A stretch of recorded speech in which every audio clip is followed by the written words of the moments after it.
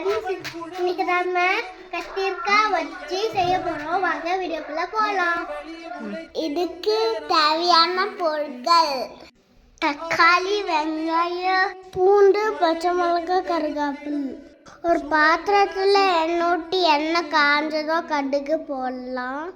கடுகு வடிச்சதும் வெங்காயம், கருவேப்பிலை, பச்சை மிளகாய், பூண்டு, தக்காளி போட்டு வதக்கிக்கலாம். கொஞ்சம் வதங்கணும், உப்பு போட்டு வதக்கிக்கலாம். அப்புறம் மஞ்சள் பொடி போட்டுக்கலாம். தக்காளி எல்லாம் வதங்கணும், கத்திரிக்காயத்தை போட்டுக்கலாம். கொஞ்சம் வதங்கினதும் தண்ணி ஊற்றி வேக வைக்கணும்.